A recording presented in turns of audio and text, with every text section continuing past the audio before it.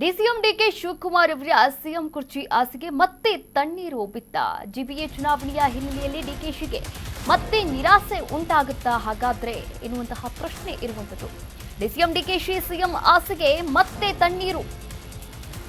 June GBA ಚುನಾವಣೆಯ ಹಿನ್ನೆಲೆಯಲ್ಲಿ DKShi ನಿರಾಸೆಗೆ fix. June ಅಂತ್ಯದವರೆಗೂ ಸಿಎಂ ಬದಲಾವಣೆಗಿಲ್ವಾ ಹಾಗಾದ್ರೆ? ಇನ್ನು 6 ತಿಂಗಳು ಸಿದ್ದರಾಮಯ್ಯ ಕುರ್ಚಿ ಪಕ್ಕ. ಚುನಾವಣೆ ಹಿನ್ನೆಲೆಯಲ್ಲಿ ಅಧಿಕಾರ ಹಂಚಿಕೆ ಸಾಧ್ಯತೆ ಕಡಿಮೆ ಇದೆ.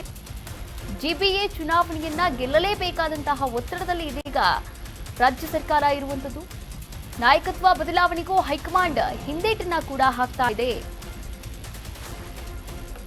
ಡಿಸಿಎಂ ಡಿಕೆ ಶಿವಕುಮಾರ್ ಅವರು ಶತಾಯಗತಾಯ ಸಿಎಂ ಪಟ್ಟಕ್ಕೆ ಏರಲೇಬೇಕು ಎನ್ನುವಂತಹ ನಿಟ್ಟಿನಲ್ಲಿ ತೀರಾ ಕಸರತ್ತನ್ನ ಕೂಡ ಮಾಡ್ತಾ ಇದ್ದಾರೆ. ಇದೆಲ್ಲರಿಗೂ ಕೂಡ ಗೊತ್ತಿರುವಂತಹ ವಿಚಾರ. ಅವರು ಬಹಿರಂಗವಾಗಿ ಹೇಳಿಕೆಯನ್ನ ನೀಡದೆ ಹೋದ್ರೂ ಕೂಡ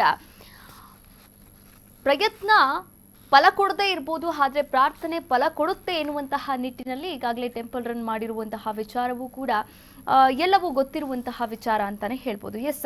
ನೋಡಿ, ಇದೇ ವಿಚಾರವಾಗಿ ನಾವಿಲ್ಲಿ ಗಮನಿಸ್ತಾ ಹೋಗೋದಾದ್ರೆ ಇನ್ನು 6 ತಿಂಗಳು ಸಿದ್ದರಾಮಯ್ಯ ಅವರು ಅದೇ ಸಿಎಂ ಕುರ್ಚಿ ಮೇಲೆ ಇರೋದು ಪಕ್ಕಾ ಅಂತ ಹೇಳುತ್ತಿವೆ ಎಲ್ಲಾ ಮೂಲಗಳು. ಯಾಕಂದ್ರೆ ನೋಡಿ, ಜೂನ್ 30ರ ಒಳಗೆ ಜಿಬಿಎ ಚುನಾವಣೆ ನಡೀಬೇಕಾಗಿದೆ. ಅದರಲ್ಲಿ ಅಸ್ಸಾಂ ಚುನಾವಣೆ ಕೂಡ ಇರುವಂತದ್ದು. ಅಸ್ಸಾಂ ಚುನಾವಣೆಯ ಪರಿವೀಕ್ಷಕರನ್ನಾಗಿ ಡಿಸಿಎಂ ಡಿಕೆ ಶಿವಕುಮಾರ್ ಅವರ ಒಂದು ಹೆಗಲಿಗೆ ಆ ಜವಾಬ್ದಾರಿಯನ್ನ ಕೂಡ ಕೊಟ್ಟಿರುವಂತದ್ದು. ಈ ಒಂದು ನಿಟ್ಟಿನಲ್ಲಿ ಡಿಸಿಎಂ ಡಿಕೆ ಶಿವಕುಮಾರ್ ಅವರು ಕೂಡ ಸಖತ್ ಬ್ಯುಸಿ ಆಗಿರ್ತಾರೆ. ಇದೇ ಟೈಮ್ನಲ್ಲಿ ನಾಯಕತ್ವ ಜಟಾಪಟಿ ಏನಿದೆ, ಕುರ್ಚಿ ಜಟಾಪಟಿ ಇವೆಲ್ಲವೂ ಕೂಡ ಸ್ವಲ್ಪ ಬ್ರೇಕ್ ಬೀಳ್ತಾ ಇದೆ ಅಂತಾನೆ ಹೇಳಬಹುದು. ಇನ್ನು ಮೈಸೂರಿಗೆ ರಾಹುಲ್ ಗಾಂಧಿ ಅವರು ಆಗಮಿಸ್ತಾ ಇದ್ದಾರೆ. ದೆಹಲಿಯಿಂದ ಮೈಸೂರಿಗೆ ಆಗಮಿಸ್ತಾ ಇರುವಂತಹ ರಾಹುಲ್ ಗಾಂಧಿ ಮೈಸೂರಿನಿಂದ ತಮಿಳುನಾಡಿನ ಗುಡಲೂರಿಗೆ ರಾಹುಲ್ ಆಗಮಿಸ್ತಾ ಇದ್ದಾರೆ. ಮೈಸೂರಿನಲ್ಲಿ ರಾಹುಲ್ ಬರಮಾಡಿಕೊಳ್ಳಲಿರುವಂತಹ ಸಿಎಂ ಸಿದ್ದರಾಮಯ್ಯ ಏರ್ಪೋರ್ಟ್ನಲ್ಲೇ ರಾಹುಲ್ ಜೊತೆ ಸಿಎಂ ಮಾತುಕತೆಯನ್ನ ಕೂಡ ಆಡಲಿದ್ದಾರೆ. ತೀವ್ರ ಕುತೂಹಲವನ್ನ ಕೂಡ ಮೂಡಿಸಿರುವಂತದ್ದು ರಾಹುಲ್ ಮತ್ತು ಸಿದ್ದರಾಮಯ್ಯ ಅವರ ಭೇಟಿ ಎನ್ನಲಾಗ್ತಾ ಇದೆ. ನಾಯಕತ್ವ ಬದಲಾವಣೆಯ ಕಿಚ್ಚು ಮತ್ತು ಸರ್ಕಾರದ 2.5 ವರ್ಷಗಳ ಅವಧಿ ಪೂರ್ಣಗೊಂಡ ಬೆನ್ನಲ್ಲೇ ಮುಖ್ಯಮಂತ್ರಿ ಸಿದ್ದರಾಮಯ್ಯ ಮತ್ತು ಉಪಮುಖ್ಯಮಂತ್ರಿ ಡಿಕೆ ಶಿವಕುಮಾರ್ ಅವರು ಇಂದು ಒಟ್ಟಾಗಿ ರಾಹುಲ್ ಗಾಂಧಿ ಅವರನ್ನ ಭೇಟಿಯಾಗ್ತಾ ಇದ್ದಾರೆ. ಮೈಸೂರಿನ ಮಂಡಕಳ್ಳಿ ವಿಮಾನ ನಿಲ್ದಾಣದ ಈ ಐತಿಹಾಸಿಕ ಭೇಟಿಗೆ ಸಾಕ್ಷಿಯಾಗ್ತಾ ಇರುವಂತದ್ದು. ನೋಡಿ, ದೆಹಲಿಯಲ್ಲಿ ಅವಕಾಶ ಸಿಕ್ಕಿರಲಿಲ್ಲ ಉಭಯ ನಾಯಕರಿಗೂ, ಇದು ಡಿಸಿಎಂ ಡಿಕೆ ಶಿವಕುಮಾರ್ ಅವರಿಗೆ. ಹೀಗಾಗಿ ಮೈಸೂರಲ್ಲಿ ಇವತ್ತು ರಾಹುಲ್ ಗಾಂಧಿ ಅವರನ್ನ ಉಭಯ ನಾಯಕರು ಭೇಟಿಯಾಗಲಿದ್ದಾರೆ ಎನ್ನುವಂತಹ ಮಾಹಿತಿ ಕೂಡ ಸಿಗ್ತಾ ಇರುವಂತದ್ದು.